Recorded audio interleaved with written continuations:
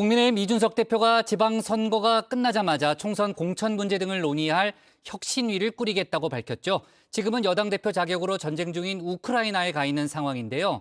이 대표의 존재감 키우기에 당 안팎의 시선이 곱지만은 않습니다.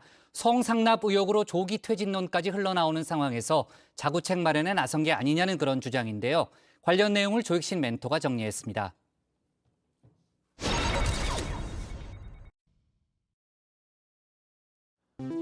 대선과 지선, 전국 선거를 잇따라 승리로 이끈 국민의힘 이준석 대표. 첫 일성은 혁신이었습니다. 윤석열 정부의 성공적인 운영을 위해서 앞으로 2년도 채 남지 않은 총선 승리가 무엇보다 중요하다. 이렇게 더욱더 개혁 행보, 정당 쇄신 행보에 박차를 가하도록 하겠습니다. 민주당이 앞서 혁신 이슈를 선점하겠다는 건데요. 그런데 정치권에서는 조금 다릅니다. 문의는 혁신인데 속내는 이 대표의 위상 강화용이 아니냐는 겁니다. 혁신위의 핵심 역할, 2030 당원들에게 더 많은 권한을 주자는 데 있죠.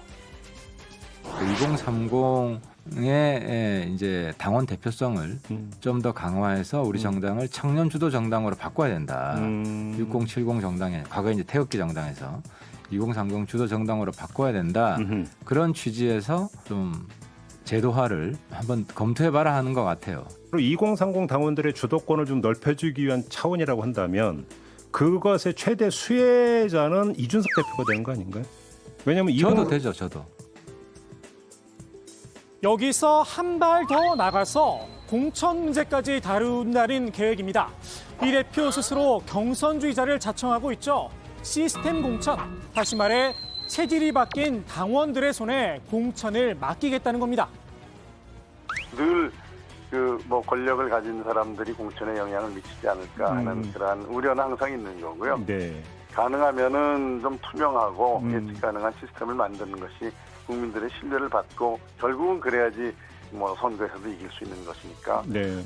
소위 말하는 찍어내리는 공천 이런 것들이 자리 잡을 수 없는 어떤 예측 가능한 시스템을 만들자.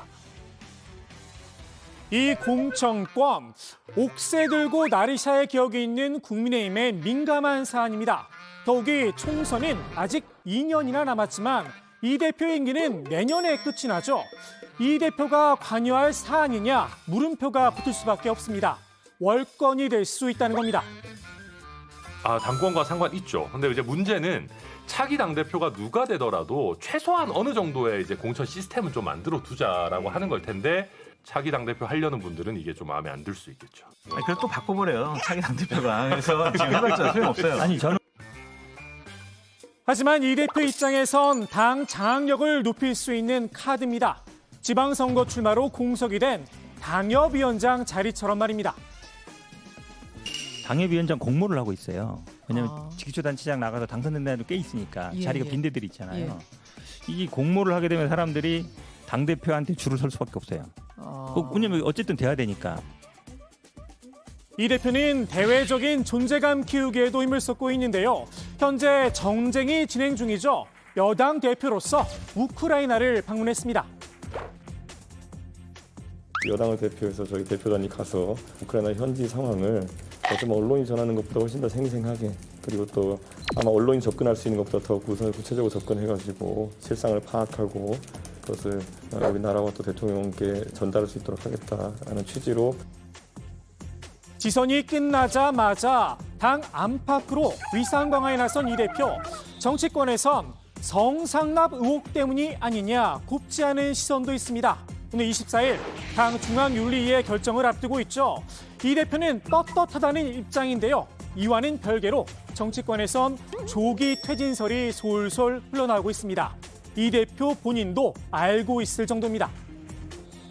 수많은 설이라고 하면 지선 끝나면 그만두고 유학을 갈 것이다부터 시작해가지고 누가 그렇게 퍼뜨려요? 저는 들은 게 있는데 말하기는 어렵고 그분의 희망사항에 가까운 것들이 자꾸 이제 나오는 것 같고. 그분이라 과연 누굴까요? 사실 성상납 의혹 현재 수사가 진행 중인 사안이죠. 어떠한 결과나 뭐가 있어가지고 어떤 근거로 지금 징계를 하겠다고 하는 것이죠.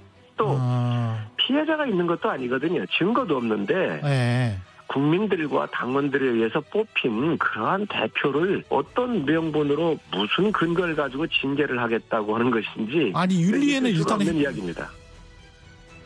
그럼에도 그분이 조기 퇴직론을 흘린 이유 아마 이런 게 아닌가 싶습니다.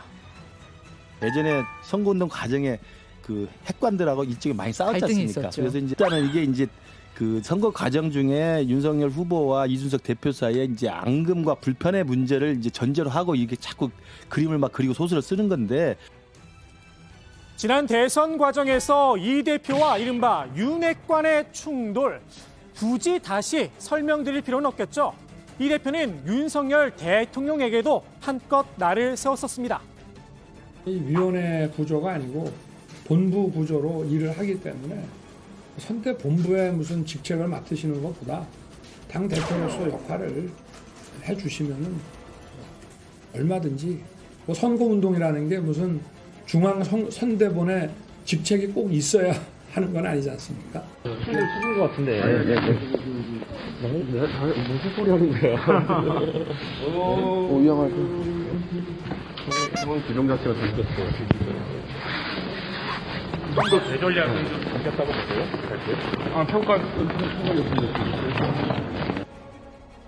대선 때 생긴 앙금, 안철수 의원의 이번 보궐선거 공천 과정에서도 다시 한번 드러났습니다. 당선인 측에서 어떤 분이 그렇게 뭐 실제 사실로 확인되는지도 모르겠지만은 익명으로 그렇게 나서고 아니면 또 본인이 당과 상의하지 않은 일을 그렇게 하고 다니는지 모르겠지만은 저는 그런 부분은 상당히 우려스럽다 이렇게 말씀드리고요. 다 밝혀야 되나? 자신의 그 정치적 진로에 대해서 말씀하시겠죠. 제가 왈가왈부하는 건 그건 예의가 아니라고 생각합니다. 다만 당내에선 다 지나간 일이란 의견도 있죠. 대선과 지선을 승리로 이끈 당 대표를 인위적으로 끌어내리는 건 무리가 아니냐는 겁니다. 이준석 대표는 대선에서 승리를 했고 또 이번 지선에서도 전국을 누비면서 또 여러 가지 이슈가 있을 때마다 전면에 나서서 아주 기동력 있게 참 열심히 잘한 그 수장인데 임기가 보장되어 있는 대표의 그 임기를 가지고 당권이 얘기한다는 것은 아직 당에서는 그런 이야기가 없습니다. 근데 글쎄요, 그분 쪽 생각은 조금 다를 수도 있을 듯합니다. 앙금은 이 대표가 먼저 남겼다는 주장이 흘러나오고 있죠. 이 대표의 다소 미흡했던 경기지사 선거 지원, 이 대표는 이렇게 설명을 했는데요. 저한테 이제 뭐 오해를 하시는 분들은 왜 경기도 선거를 다른 곳만큼 많이 안 도왔냐 이렇게 했겠지만은 나름 후보가 짜는 전략에 따라서 저는 호응해 준 겁니다. 저한테 경기도 선거에 있어가지고는 지원 요청이 안 왔던 것이 사실이고 있던 스케줄도 취소됐거든요. 그런데 아니다, 진실 공방이 벌어졌습니다. 김은혜 후보 측에선 수원에서 선대회의를 좀 열어달라 요청을 했지만 거절을 당했고 성남 총집결 유세에도 이 대표가 불참을 했다는 겁니다. 안철수 의원과 불편한 관계 때문에 유세 지원에 소극적이었던 게 아니냐 이야기가 흘러나오는데요. 지난 대선 과정에서 껄끄러웠던 김용한 충북지사 당선인과 김용남 전 수원시장 후보를 위한 지원 제도 하지 않았다는 겁니다. 이 대표를 향한 공개적인 비판의 목소리도 나왔는데요. 이른바 좌진석 우성동, 윤 대통령의 첫 정치 행보를 함께 했었죠. 정진석 국회 부의장이 이 대표의 정치 행보를 직격했습니다. 우크라이나에 도대체 왜 갔느냐 날을 세웠는데요. 한마디로 자기 정치 아니냐는 겁니다. 정부와 청와대의 외교 안보 핵심 관계자들은 대부분 난색이었다고 합니다. 이 대표가 우크라이나 행을 고집해서 하는 수 없이 외교부가 우크라이나 여당 대표의 초청장을 받아준 모양입니다. 정부가 내심 탐탁치 않아 하는 외교 분야 일이라면 적어도 여당 정치인은 그 결정에 신중해야 합니다. 앞서 대통령실에선 이 대표가 윤 대통령의 메시지를 가지고 우크라이나에 가는 건 아니다 선을 그었죠. 이 대표 본인은 스리슬쩍 넘어갔지만 말입니다. 대통령실에 담당해야 될 영역과 정당이 담당해야 될 영역이 충분히 차이가 있다. 그렇기 때문에 그 부분을 제가 굉장히 모호하게 계속 언급하는 이유는 어느 쪽이든 언급을 안 하는 게 좋을 것 같습니다. 정 부의장은 지도부 측근에게 당협 쇼핑을 허락하면서 공천 혁신을 운운하는 건 이율배반적이다 나를 세우기도 했는데요. 한마디로 자기 반성부터 하라는 겁니다. 당협 쇼핑, 정미경 최고위원을 경기 분당을 당협위원장에 내정한 걸 지적한 듯 싶은데요. 정 최고위원은 이 대표 성상납 의혹을 적극적으로 옹호해서 눈길을 끄기도 했습니다. 이게 지금 알선수재라는 거잖아요. 주장하는 그렇죠. 거는. 예. 근데 사실 이미 설사 그런 일이 있다고 해도 공소시효 다 지났어요. 시효가 다 지났다? 그렇죠. 근데 예. 공소시효 지난 걸 알고 이렇게 한다? 이건 무고죄에 해당되고요. 그다음에 했는지 안 했는지도 모르는 거예요. 그래서 의혹만 제기하고 있는 거잖아요. 차기 당권 도전설이 공공연하게 흘러나오고 있죠. 안철수 의원도 이 대표를 공개적으로 견제하고 나섰습니다. 혁신이라는 것에 선거제도나 공천만이 있는 것이 아닙니다. 정치도 함께 발전하는 그런 모습을 보여주는 정당만이 살아남을 수 있다.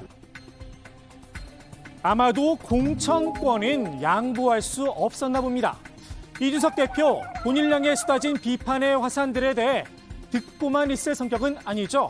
우크라이나에서 메시지를 하나 남겼습니다. 오늘의 톡 쏘는 한마디 이 대표의 말로 대신합니다. 어차피 기차는 갑니다. 앞에 반려동물이 등장하는 문구가 빠졌다는 건 안 비밀입니다.